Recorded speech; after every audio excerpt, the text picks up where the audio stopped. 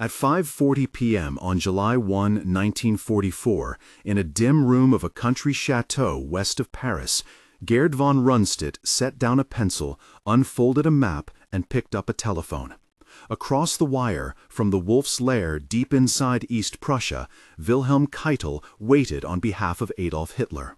The conversation that followed was not a diplomatic parley, nor the measured exchange of staff officers.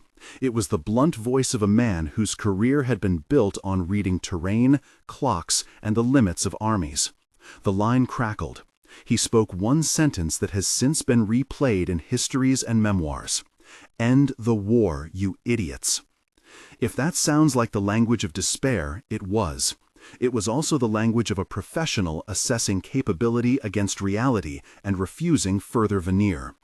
25 days had passed since the largest amphibious invasion in history, and the gap between what commanders on the ground saw and what the highest political authority believed had never been wider. That single, brutal line, attested in contemporary records and later recollections, would become a turning point in two senses: a moral indictment of a leadership culture that punished honesty, and a practical marker of a command system increasingly severed from military truth. If this story is about a sentence, it is also about the 25 days that led to it. The invasion that began on June 6th, the arguments over where to place Germany's armored reserves, the hours and days wasted seeking permission from a distant Führer, and the consequences that rippled outward from that central refusal to listen. It is also the story of a man who had spent a lifetime inside barracks and battlefields, veteran of 1914-18, of Poland in 1939, of the Lightning Campaign in France in 1940, and who, by 1944, had become both a repository of military judgment and a participant in a regime committing crimes he did not wholly oppose or resist. The line, "End the war, you idiots," sits awkwardly beside the harsher facts of the German war machine, the commando order he helped transmit, the criminal policies he served in a chain of command that betrayed both law and humanity. If this history has a first imperative, it is to watch how organizations respond when honesty collides with power. Before the telephone, there is the man. Gerd von Rundstedt was not a prophet lifted from a pulpit. He was a career soldier whose authority grew from competence and continuity.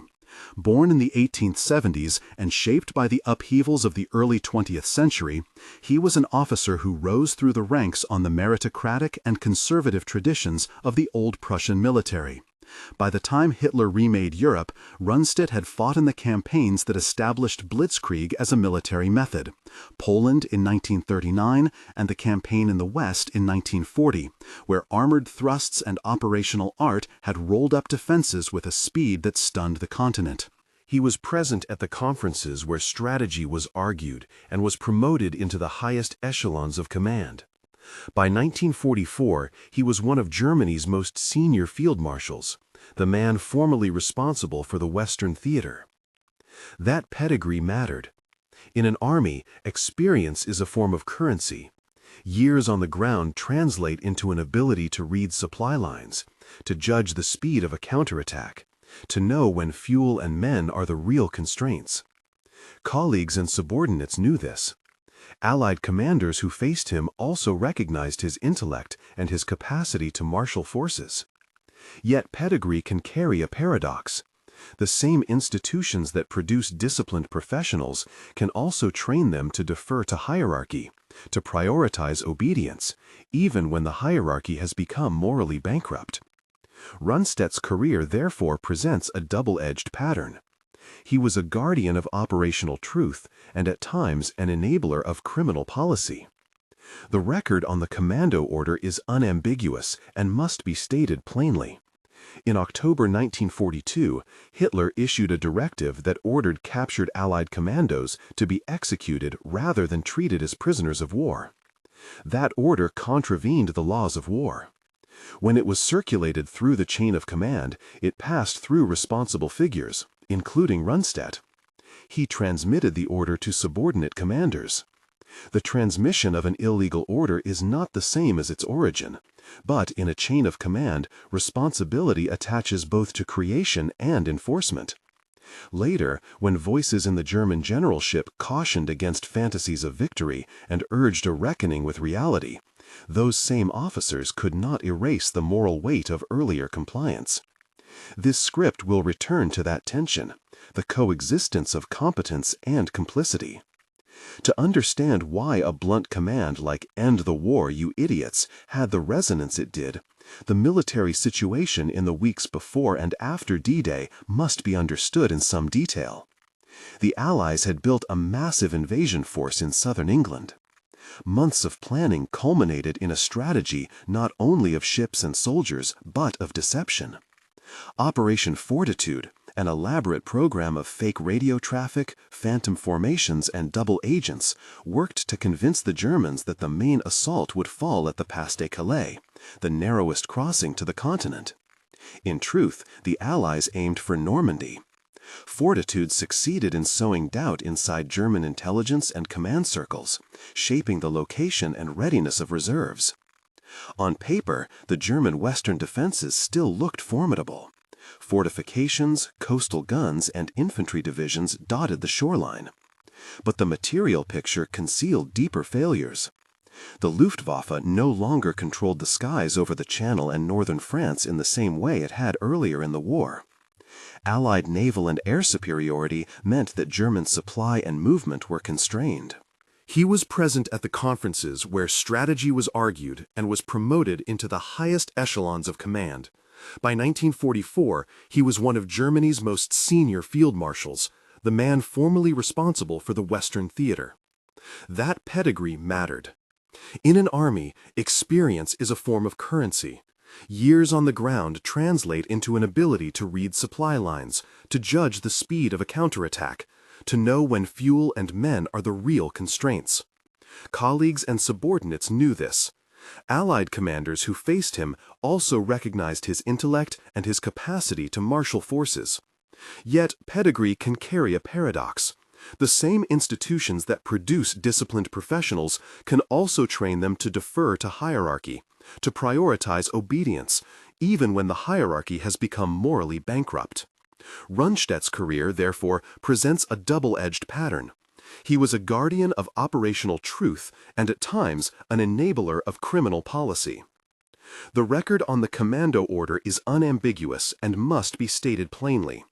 In October 1942, Hitler issued a directive that ordered captured Allied commandos to be executed rather than treated as prisoners of war. That order contravened the laws of war. When it was circulated through the chain of command, it passed through responsible figures, including Rundstedt. He transmitted the order to subordinate commanders. The transmission of an illegal order is not the same as its origin, but in a chain of command, responsibility attaches both to creation and enforcement. Later, when voices in the German generalship cautioned against fantasies of victory and urged a reckoning with reality, those same officers could not erase the moral weight of earlier compliance. This script will return to that tension, the coexistence of competence and complicity. To understand why a blunt command like "End the war, you idiots" had the resonance it did, the military situation in the weeks before and after D-Day must be understood in some detail. The Allies had built a massive invasion force in southern England. Months of planning culminated in a strategy not only of ships and soldiers, but of deception. Operation Fortitude, an elaborate program of fake radio traffic, phantom formations, and double agents, worked to convince the Germans that the main assault would fall at the Pas de Calais, the narrowest crossing to the continent. In truth, the Allies aimed for Normandy. Fortitude succeeded in sowing doubt inside German intelligence and command circles, shaping the location and readiness of reserves. On paper, the German western defenses still looked formidable. Fortifications, coastal guns, and infantry divisions dotted the shoreline, but the material picture concealed deeper failures. The Luftwaffe no longer controlled the skies over the Channel and northern France in the same way it had earlier in the war. Allied naval and air superiority meant that German supply and movement were constrained. Fuel shortages and logistical bottlenecks were chronic. Most critically, Germany's armored strength, its panzer divisions, was a finite commodity, and the question of how to deploy them became the central strategic debate of June 1944. The word panzer, in case it needs defining for non-specialists, refers here to Germany's armored formations, tanks and the divisions that moved with them. In the debate that would determine the fate of the Normandy front, two schools of thought competed. One, advocated primarily by Field Marshal Erwin Rommel, argued that the decisive point was the shoreline itself. If the Allies could be stopped on the beaches, if every obstacle was placed to prevent lodgment, then a breakthrough would be impossible. Rommel's logic was immediate and visceral: hit them as they land. The counterposition, articulated by commanders whose view emphasized operational depth and flexibility, argued that armored reserves should be maintained inland. The reserve could then move decisively to the point of penetration, striking on a flank and rolling back invading forces. Rundstedt belonged to this latter school. He believed that concentrating armored power away from the predictable and fragile coastal defenses would offer a chance of a counterblow. Both positions had merit. Rommel's was rooted in the reality that the Allies could exploit breaches rapidly, and that coastal defenses were the first barrier to supply. Rundstedt's reflected a longer view of maneuver warfare, in which the armored reserve is the instrument of operational recovery. What neither side could reconcile was a commander above them who refused to see either perspective through the lens of practical capability. Hitler, insulated by his inner circle, the cult of his own pronouncements, and the elaborate deception he had been sold about an invasion elsewhere, exercised an increasingly centralized control over panzer movements. The German system required explicit authorization from the Führer or his immediate representatives to release critical armored formations. That structure turned the movement of Germany's most important formations into a political act rather than a military decision made by commanders closest to the battlefield. June 6, 1944, the Day of Days, exposed the flaw at the center of that system. At dawn, Allied forces crossed the Channel, and by day's end, thousands of men, vehicles, and tons of supplies had found footholds on French soil. The landings across Utah, Omaha, Gold, Juno, and Sword beaches were, in Allied estimate, roughly 156,000 troops coming ashore on D-Day, with thousands more airlifted behind enemy lines. Casualties were heavy by any human standard. The Germans, reacting to the multiple landings and to the unfolding picture of which beachheads were critical, sought to assemble a response from a command structure that required permission to act. What happened in those first hours mattered. Field commanders in France reported the gravity of the invasion and the necessity of moving armored forces. Messages were dispatched to Berlin and to Hitler's headquarters, but the chain required that decisive authority flow back up and then be returned as permission, rather than empowering the commanders on the spot. Hours slipped away as signals were sent, read, debated, and awaited. In that time, the Allies, protected by their command of the sea and skies, pressed forward. The question that haunts historians is simple and stark. Could a German counterattack, launched promptly and concentrated at a chosen point, have driven the Allies back into the sea? Some military historians argue that opportunities were missed that day. Others caution against counterfactual certainty. What is not in dispute is that delays, confusions, and rigidities in command contributed to the German inability to respond as effectively as a decentralized, responsive system might have allowed. Into that opening stepped the personalities of Rommel and Rundstedt, each shaped by his own reading of warfare and each carrying authority. Rommel, a hard-driving and imaginative leader who had seen the effect of coastal defense in Italy and elsewhere, argued for armor close to the beaches so that it could strike immediately. Rundstedt argued that if all the armored force were tied into the cordon by the sea, it would be destroyed piecemeal. His preference for a central reserve reflected decades of operational judgment. Tanks and armored divisions are decisive when used en masse and with freedom to maneuver, not when dissected and committed in small detachments as though they were static artillery. The days after June 6th were not a single standoff, but a grinding series of engagements. Airborne operations to seize critical exits from the beachheads, localized counterattacks and defensive actions around towns that acquired sudden strategic importance, places like Caen and the Cotentin Peninsula, and a slogging timetable of reliefs and reinforcements. Cherbourg, at the tip of the Cotentin, became vital because its port could admit the kind of tonnage the Allies needed to sustain an invasion. The Kriegsmarine and army staffers knew that without ports to admit Allied supplies, the lodgment would atrophize into a narrow, precarious bridgehead. Allied planners recognized the same logic and pushed toward those objectives. The German defenders faced an increasingly unfavorable arithmetic. Allied logistics, particularly after securing Cherbourg, would dwarf anything Germany could muster locally. Fuel and replacement tanks were scarce commodities. Air cover for German movements was minimal, and German troop quality, especially among replacement formations, varied widely. Conversations at the highest level reflected all of these pressures. In mid-June, commanders traveled to conference rooms where maps were unfurled and the same issues were rehearsed. Hitler's belief in diversionary narratives, fortitude had done its work, meant he remained suspicious of where the main Allied thrust would occur. He also placed faith in the idea that so-called Wunderwaffen, wonder weapons, or in the possibility of a strategic reversal beyond the tactical theater might soon restore equilibrium. For those whose assessments were rooted in immediate facts, such optimism appeared both delusional and dangerous.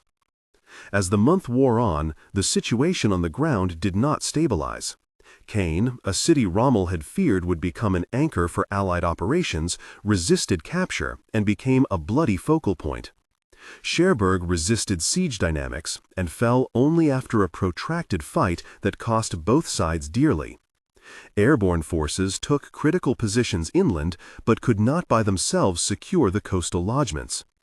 Every kilometer of ground contested in June exacted human cost and logistical strain.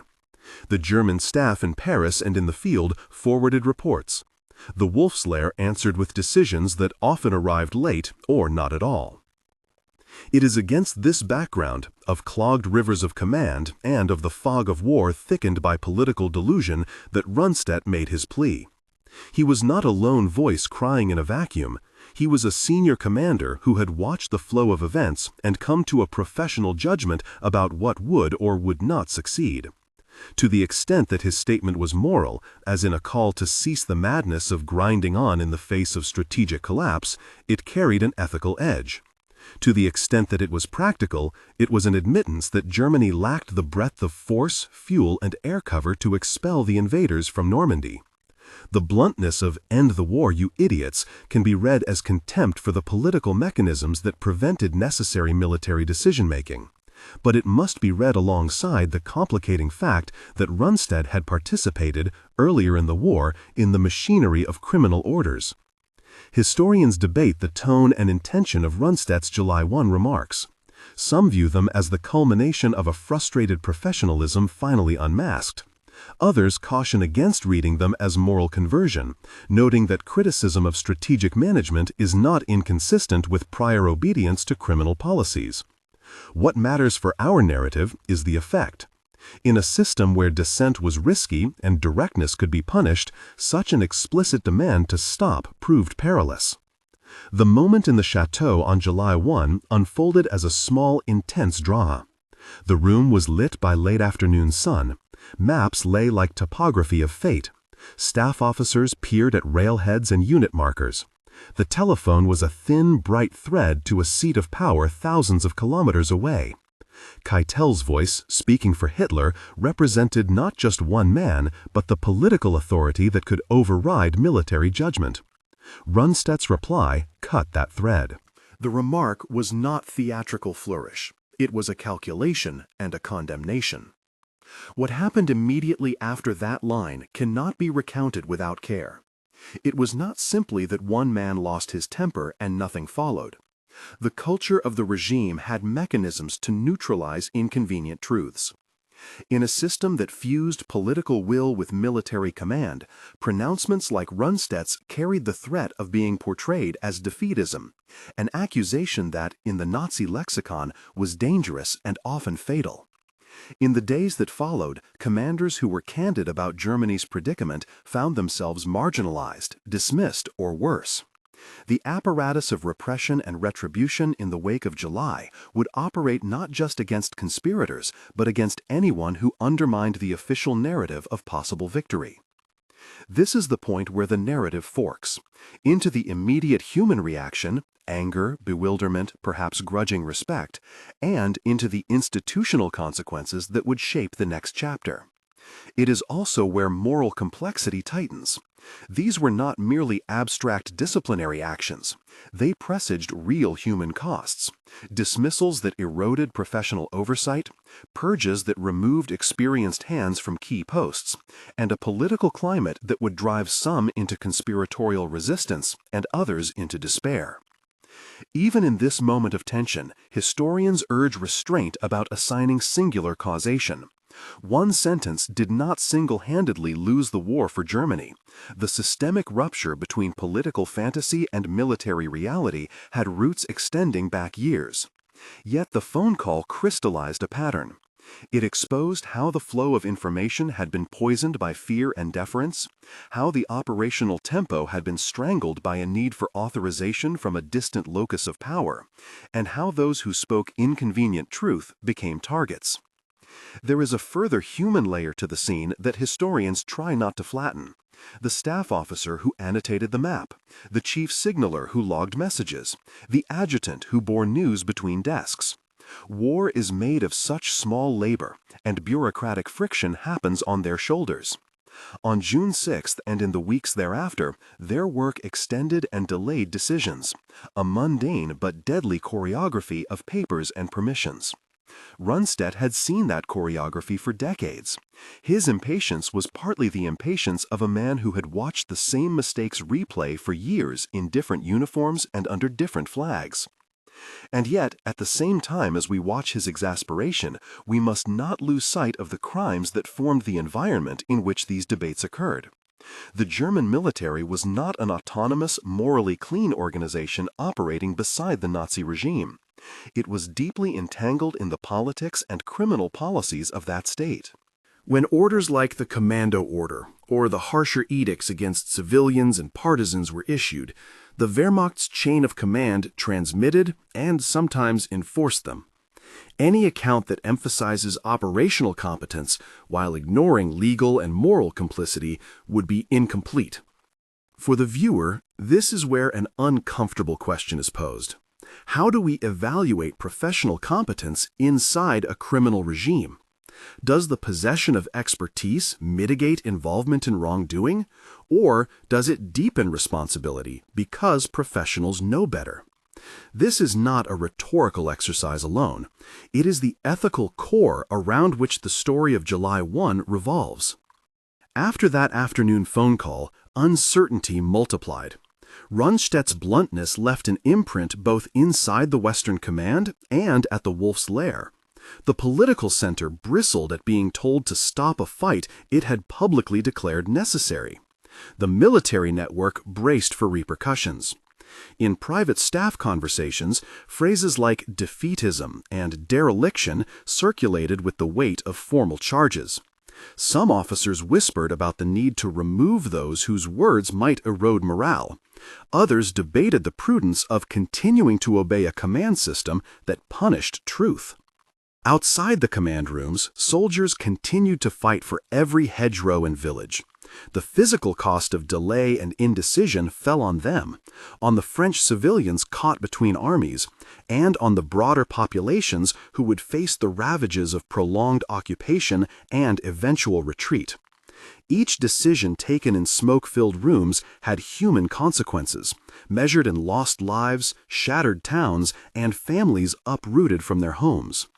The weeks from June 6 to July 1 can be read as a compression of strategy into a courtroom of personnel decisions. At stake were more than lines on a map. The debate was about whether a functioning military command could adapt quickly in the face of operational surprise, or whether political impediments would cleave its capacity to respond. By July 1, the answer seemed painfully evident to those with their boots in the soil. Germany's Western defense had been structurally hollowed by shortages, misallocation, and a fear of making decisions without permission from the top. This is the moment, then, for the narrative to pause and to reflect. The phone call is not merely an anecdote about a crotchety field marshal. It is a flashpoint that exposes the architecture of failure. It reveals who within the German apparatus had access to truth, who chose to speak it, and how the system punished such candor. It forces an uncomfortable moral accounting. A man may be right about tactics and wrong about ethics, or right about both and be impotent to change the mechanism around him. Some historians have argued that this pattern, the suppression of bad news and the elevation of conformity, amounts to a structural pathology that is not unique to Nazi Germany. Organizations across history have demonstrated how rewarding yes-sayers and marginalizing dissenters can lead to catastrophic outcomes. The German case in the summer of 1944 is an extreme illustration of that general lesson. When the cost of truth is exile or execution, truth tends to die in silence. When truth dies, decisions become fantasies and policies turn defensive rather than pragmatic. We are 25 days past the landings now. We have traced the arc from professional judgment to blunt public plea. We have seen the tensions between Rommel's immediacy and Rundstedt's operational depth, between frontline reality and the Führer's centralized command. We have acknowledged the moral stain of orders carried through the same channels that later housed protest. What remains is the cascade of consequences that flowed from the system's choice to punish honesty rather than heed it. The dismissals, the purges, the conspiracies, the broken careers, and the battlefield losses that widened into strategic collapse. But those consequences must be followed carefully, event by event, with attention to what decisions produced which outcomes. They cannot be telegraphed in a single sentence. They require documenting, tracing, and understanding how individual acts of candor were met by institutional repression, and how that repression reshaped the war that followed. They also require that we grapple with the ambiguous legacy of a man like Rundstedt, professorial in his craft, complicit in criminal orders, prophetic in his pronouncements, without sliding into simplification. For now, the telephone rests on the desk in the chateau. Outside, dusk gathers over the fields. Around the map, staff officers trade glances. The line between military competence and moral responsibility has been exposed, and the next days will determine whether the system honors truth or crushes it. If the telephone rested on the desk in that chateau, what it had just carried across a thin wire did not. The crackling line had carried a verdict as much as a sentence, a professional assessment that collided with a political machinery unwilling to be contradicted. In the hours after July 1, 1944, the immediate effect was not neatly dramatic. It was bureaucratic, corrosive, and cumulative. Reports of Rundstedt's bluntness reached the Wolf's Lair and moved through a regime that measured dissent in terms of political danger more than military honesty. Before tracing the great events that followed, take a moment to consider what a single administrative culture, one that centralized life and death military decisions in the hands of a man increasingly removed from operational reality, does to the tempo of war. If this episode is speaking to you and you want more detailed explorations of moments like this from World War II, please like and subscribe. There's more to come on command, consequence, and accountability. In the days after July 1, the machinery of reprisal and repositioning began to whir. Rundstedt's words were dangerous, not because they were rude, but because they threatened the regime's required narrative of hope and inevitability. In environments where hope is declared by the top rather than earned on the ground, dissent blunts morale and is therefore a political liability. The charges that followed ranged from the formal, accusations of defeatism, to the informal, sidelining, diminution of voice at conferences, reassignment of trusted subordinates. Over the next weeks, the German High Command would rearrange not only its diagrams of unit positions, but its corps of experts. To follow the consequences, we must move event by event, tracking how battlefield momentum, political paranoia, and the punishment of candor braided together. On the ground, operations ground forward. The Allies pressed on toward strategically vital ports and junctions. Cherbourg, essential to Allied logistics, fell in late June. Its capture slightly earlier than some forecasts, but the point stands. By early July, the Allies had secured a stream of supplies they lacked at the outset. Caen, the objective Rommel feared would anchor Allied operations, became a scene of attrition in June and into July. By mid-July, Allied forces had secured and then used that ground to facilitate further maneuvers. Each town, each hedgerow, mattered not merely tactically, but as a node in a larger logistical network that the Germans could not match. Historians emphasize two linked operational facts about this period. First, Allied air superiority and control of the sea created a shield that insulated their logistics and allowed them to concentrate force where they wished, subject to tanker capacity, port access, and railroad repair, all of which they steadily achieved. Second, German mobility, particularly the operational use of panzer divisions, was constrained by fuel shortages, by lack of replacements, and by an increasingly political command structure that treated the movement of armor as an act requiring political sanction. The result was inflexibility. Where mobile defenses are needed, immobility is deadly. What did that look like in practice?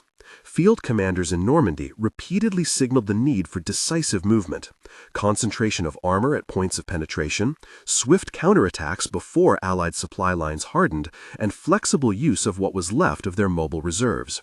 Instead, orders came back tied in political ribbon. Ask Hitler, await permission, justify the move, hope for assent. In this lull, the Allies expanded lodgements, captured ports, and prepared for the breakout that would come later in July. The breakout, Operation Cobra, was the moment when Allied operational preparation turned advantage into movement. Launched on July 25 by elements of the U.S. First Army under General Omar Bradley, with General Patton's Third Army poised to exploit, Cobra sought to punch through the German lines that had been ground down in the hedgerow fighting. It was a blunt, powerful hammer to the already compromised nail of German defenses. Bombing preparation opened corridors that armored and mechanized infantry exploited. Where the Germans still held cohesion, they fought hard. Where their command and logistical lines were strained, units faltered and, crucially, began to be encircled. Before Cobra, though, there were other collapses that had set the stage. The fighting for the Cotentin and for Caen favored the Allies in attrition. German formations were worn, replacements were of lower quality, fuel trucks were fewer. In late June and into July, the Germans attempted local counterattacks, but these were piecemeal and often diverted armor into small fights that bled strength rather than restoring strategic balance. The failure to mass armor, a failure rooted in the earlier debate about where to place panzer reserves and exacerbated by the need to ask permission to move them, repeatedly forced commanders to commit what they had to local crises where tanks were neutralized by air and artillery unless used in mass. When Cobra broke through, German responses were predictably disjointed. The few armored formations available were committed in fragments, rushed up roads under Allied air attack, or left to engage in desperate rearguard actions that could not stop the tide. Allied exploitation was swift, mobile columns advancing into the breach, encircling and trapping large numbers of German troops. The consequences were not a single battle, but cumulative. Entire divisions found themselves cut off from supply, low on fuel, and threatened with encirclement.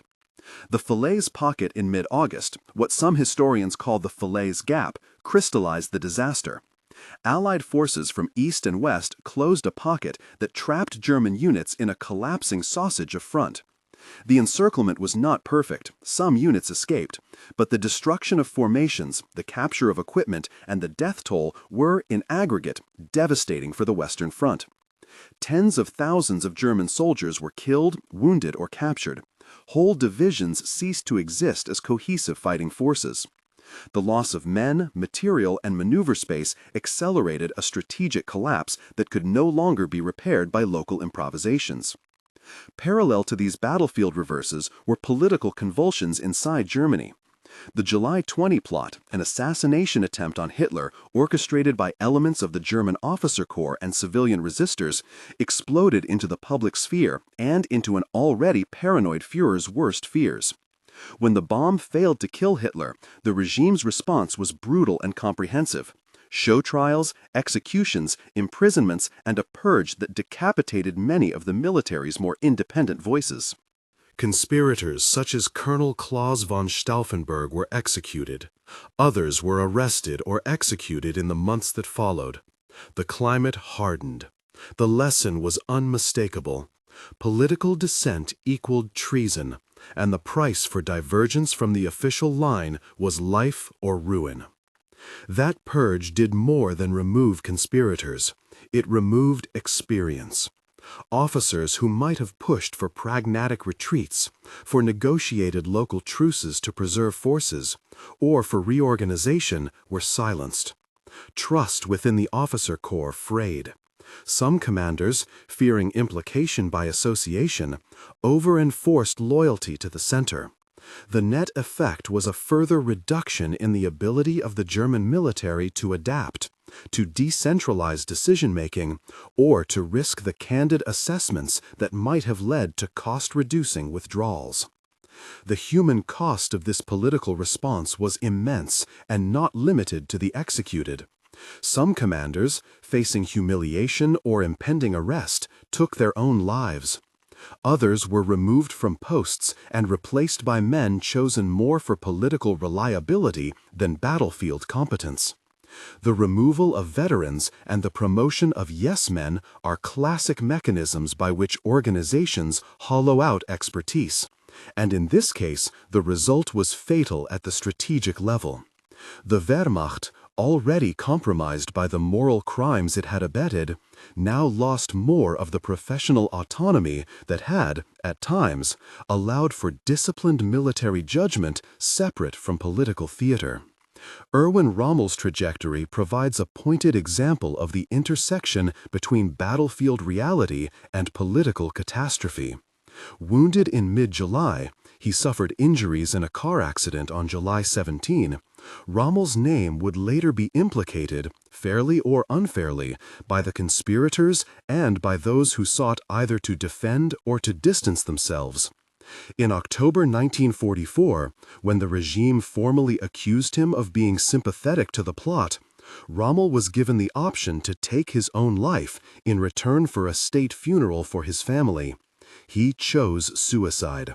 The circumstances reveal a regime that used both accusation and mercy as instruments of control, give the appearance of honor while eliminating dissent. Günther von Klug, who had been a high-level figure in the Western Command, committed suicide in August after being forced into an untenable position following allegations that hovered around him. These deaths were not simply personal tragedies. They signaled the collapse of a professional class that might have moderated decisions made at the very top. Von Rundstedt's fate after July illustrates the limits of protest in such a system. His bluntness had earned him enemies in the political corps. He was marginalized and then removed from his position of authority, replaced by others who, for the moment, were judged more pliant to the center's expectations. That removal served as a warning. Even the most senior, most veteran officers were not immune if they publicly contradicted the Führer's public optimism or his strategic preferences. In effect, the command structure was being reordered along political lines. Experience and judgment counted for less than demonstrated loyalty and rhetorical alignment with the official narrative of possible victory. All this fed back into the operational theater.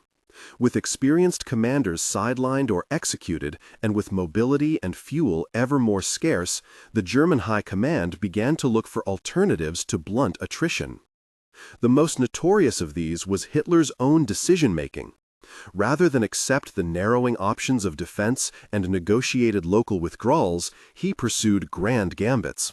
The Ardennes Offensive, the Battle of the Bulge in December 1944, was, in part, an attempt to reverse strategic failure with a bold strike through the Ardennes to split Allied lines. It was conceived in a political atmosphere that prized daring strokes and suppressed dissenting voices. The offensive achieved tactical surprise and temporarily slowed the Allied advance, but it also drained reserves, cost men and machines, and ultimately failed to change the strategic course of the war. In that failure, one can read both operational overreach and the human cost of a system that punished prudence.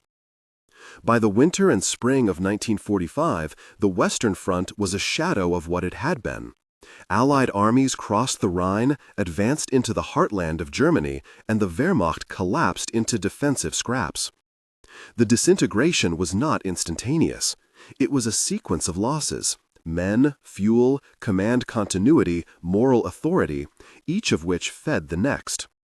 In the end, Hitler's refusal to heed hard assessments, his centralizing of power, and his punishment of those who dared to tell him the truth all accelerated that disintegration. What then is the assessment of Gerd von Rundstedt in all of this? The answer is necessarily complex. On the one hand, his July 1 appeal, direct, expert, and morally freighted, was an indictment of political management and an attempt to align policy with battlefield reality. It was a rare instance of a senior military professional speaking plainly, and it underscores how professional judgment sometimes collides with political will. On the other hand, his earlier compliance with illegal orders, including the transmission of the commando order, embeds him in the criminality of the regime he served. The coexistence of prescience and complicity is not a paradox to be resolved by preference. It is a moral fact to be confronted.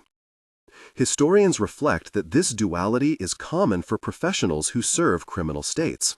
Competence does not inoculate against wrongdoing.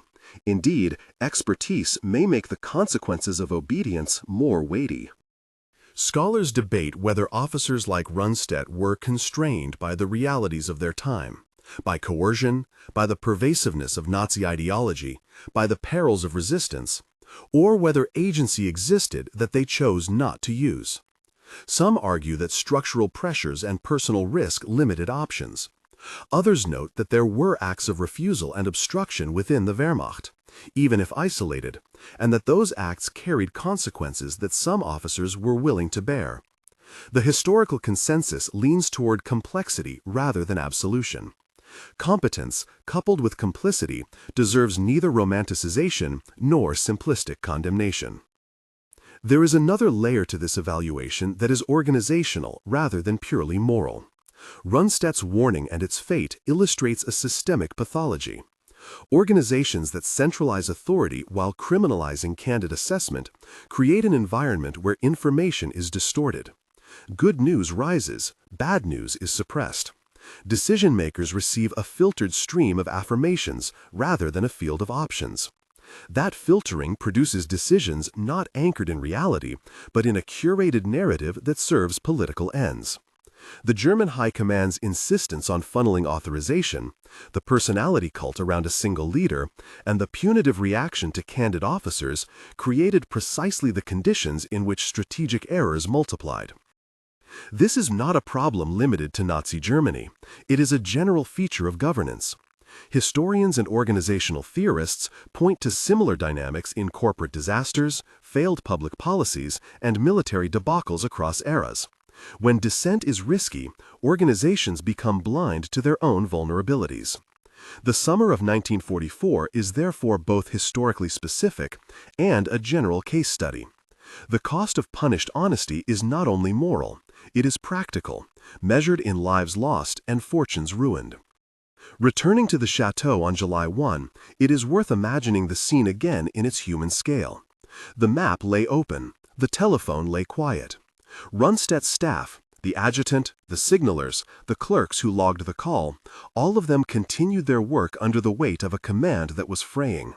That weight would bear down in the weeks to come. in the recommitments of armor under poor conditions, in the frantic orders that arrived too late, in the futile insistence on holding ground for political narratives rather than military necessity. Each paper stamped, each message handed over the desk, carried with it a downstream effect measured in lives and in the shrinking capacity to shape events. And yet, even as we map the material consequences, we must keep moral clarity about the crimes nested within these military debates. The Wehrmacht's involvement in criminal orders such as the Commando Order did not merely supply a backdrop to tactical discussion. It was an active part of the regime's criminal enterprise. The same chain of command that relayed pragmatic assessments also relayed illegal directives. Reckoning with July 1 requires holding both facts together: the strategic correctness of some of Rundstedt's judgments and the moral stain of earlier compliance. The final months of the war carried further tragedies, but they also carried clear lessons for the study of leadership. One is institutional design. When the architecture of command concentrates life and death decisions in a small, insulated circle, the probability of catastrophic error increases. Another lesson is cultural. Climates of fear enforce conformity and thereby reduce adaptive capacity. A third lesson is ethical. Professional expertise entails moral responsibility. Professionals cannot hide behind the efficiency of the chain of command when it is being used to commit crimes. When historians look back at July 1, 1944, they often treat the day as symbolic. It is symbolic precisely because it condenses many themes: the tension between expertise and obedience, the human drama of people making hard calls under terrible constraints, and the ways in which political imperatives can override operational realities.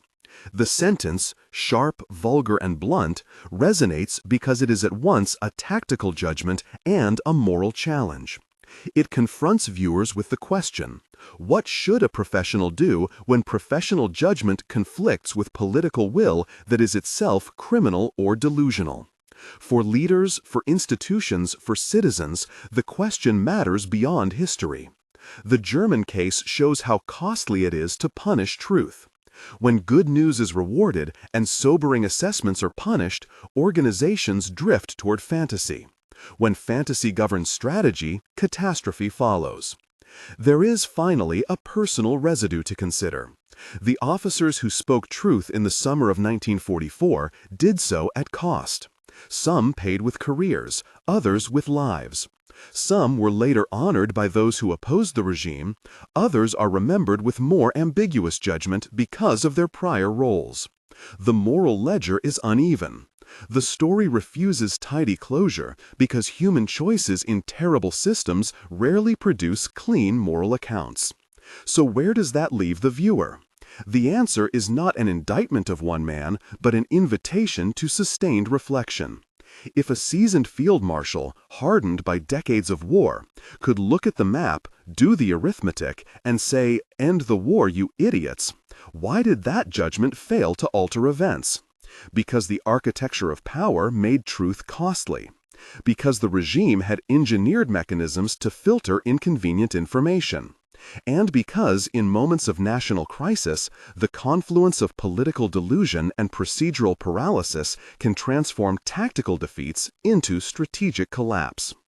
As you watch images of maps and archives, of hedgerow fighting and ruined towns, consider this: institutions are made or unmade by the incentives they create. The German command system of 1944 rewarded obsequiousness and punished candor. That pattern cost lives and shaped a ruin that extended beyond any single battlefield. In closing, the line that began this segment still hangs in historical memory. A field marshal's blunt plea, uttered 25 days after the landings, a professional call for reality in a moment when denial ruled. It did not stop the tide, but it did reveal the real pathology at the center of power. It invites a question that is as relevant now as it was then. When expertise clashes with ideology, who in an organization must be protected so that truth can do its work? And what happens when the organization decides instead to punish the truth teller?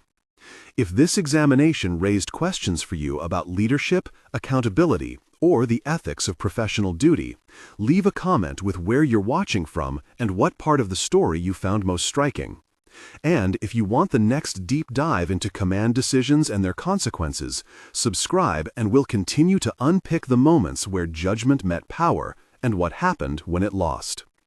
Credits and sources for the materials discussed here include the wartime records, memoirs of participants, and the work of contemporary historians who have parsed the summer of 1944. The historical record, however, is always a conversation. Where documentation is ambiguous, historians disagree, and where facts are contested, we mark them as such. The essential facts of the July 1 phone call, the debates over armored deployment, the effect of fortitude, the Allied buildup and breakout, the July 20 plot and its purge, and the subsequent military collapses are attested across multiple sources. Wherever the record is unclear about finer details of timing or private conversations, historians mark those points as uncertain. The story of those 25 days is not simply a story of missed opportunities and battlefield maneuvers. It is a story of how institutions either sustain truth or suffocate it, and how the choices they make when confronted with truth can determine whether a nation bends or breaks. The telephone on the Chateau desk may be silent now, but the echo of that single, brutal sentence still asks how organizations will be designed to hear the hard things their professionals say, and what the cost will be if they do not.